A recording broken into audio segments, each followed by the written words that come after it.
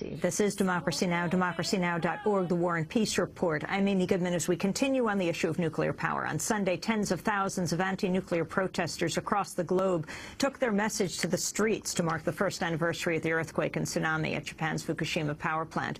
Greenpeace Hong Kong campaigner Prentice Koo was among those voicing their concerns.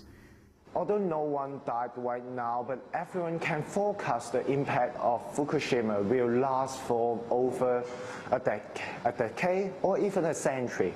So for Japan, this kind of well-developed country they can't handle a nuclear disaster. So it's really a strong lesson for everyone to know that when nuclear reactors go wrong, no one can control it. Will, we are going right now to Burlington, Vermont, to speak with Arnie Gundersen, former nuclear industry senior vice president who's coordinated projects at 70 nuclear power plants around the country. Arnie Gundersen provides independent testimony on nuclear and radiation issues to the Nuclear Regulatory Commission and congressional and state legislatures, as well as government agencies and officials in the U.S. and abroad. Now chief engineer at Fairewinds Association, he co-wrote the new Greenpeace report, Lessons from Fukushima. What are these lessons, Arnie Gundersen? Well, I think the first lesson is that this is a technology that can destroy a nation. I was reading Mikhail Gorbachev's memoirs, and he claims that it was Chernobyl, not perestroika, that destroyed the Soviet Union. And as you look at the transcripts coming out of Japan, we see that the Fukushima accident was on the verge of causing the evacuation of Tokyo. And had the wind been blowing the other way, across the island instead of out to sea, Japan would have been cut in half and destroyed as a functional country. So this is a technology where perhaps accidents don't happen every day, but when they do, they can destroy a country.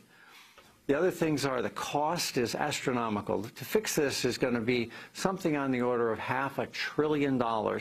All of the money that Japan saved on oil over the 40 years that they've had nuclear plants just got thrown away in the $500 billion recovery effort. And the other piece is the human issues. The health impacts to the Japanese will begin to be felt in several years and out to 30 or 40 years from cancers. And I believe we're going to see as many as a million cancers over the next 30 years because of the Fukushima incident in Japan. Arnie Gundersen, Fox News host Neil Cavuto spoke with California Republican Congressmember Devin Nunes about what would happen if a tsunami hit a nuclear reactor here in the U.S. I want to go to that clip. I live close to Diablo Nuclear Power Plant over in the central coast of California, and I've had a lot of questions recently about that. Well, first of all, those reactors are about 100 feet above the sea level. So you would need well over a 100-foot tsunami to even hit those plants. They're actually prepared. They wouldn't have the problem that happened in Japan. They're prepared. Arnie Gundersen, your response? They're not prepared. The tsunami, the myth of the tsunami is that the tsunami destroyed the diesels, and had that not happened, everything would have been fine. What really happened is that the tsunami destroyed the pumps right along the ocean. It doesn't matter that Diablo Canyon plant is up on a hill. The pumps have to be at the ocean because that's where the water is. We call that the loss of the ultimate heat sink.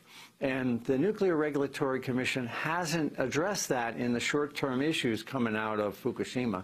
Without that water, the diesels will overheat, and without that water, it's impossible to cool a nuclear core.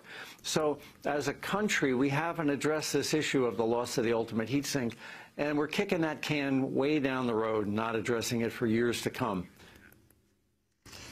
Can you talk exactly about the nuclear plants in Japan at Fukushima and the nuclear plants now, because 2 were just approved by the Nuclear Regulatory Commission in Georgia, despite the dissenting opinion of the chair of the Nuclear Regulatory Commission, who explicitly said, we have not instituted the safeguards needed since the Fukushima disaster. Well, the plants in Japan were built actually seismically much tougher than this plant in Georgia. If the plant in Georgia were at Fukushima, it would not have survived the earthquake, let alone the tsunami. The industry's line is that the plants in Georgia would withstand an off-site power loss, which may be true.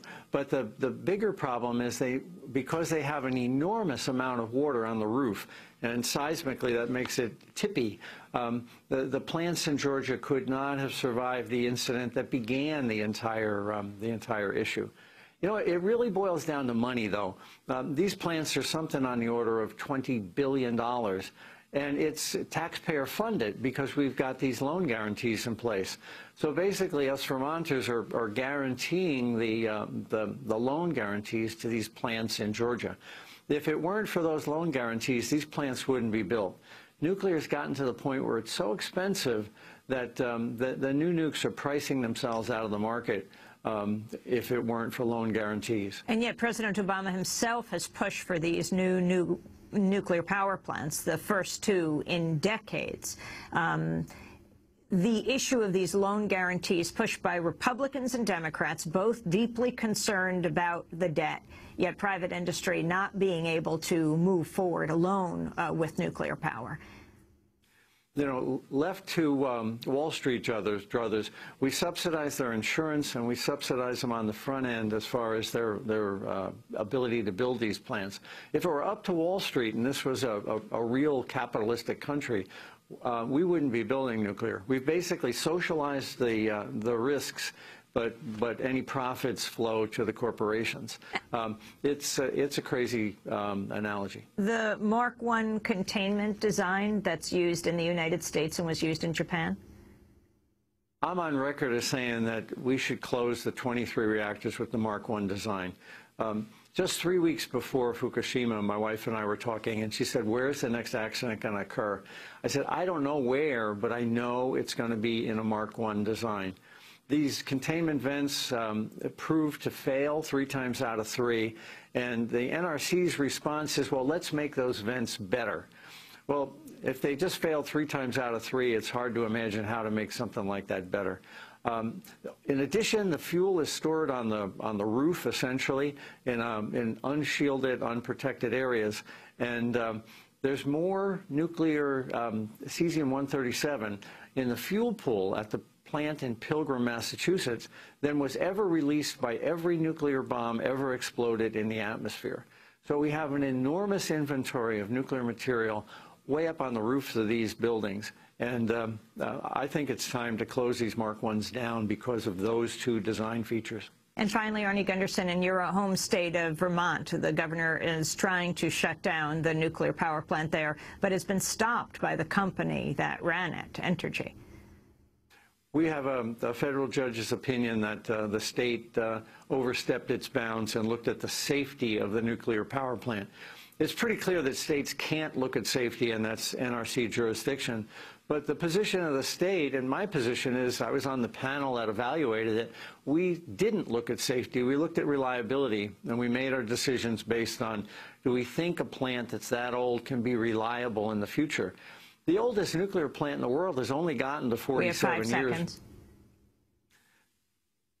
Arnie Gundersen, I want to thank you very much for being with us. Former nuclear industry senior vice president, coordinated projects at 70 nuclear power plants, speaking to us from Burlington, Vermont. And that does it for our broadcast. Democracy Now! Is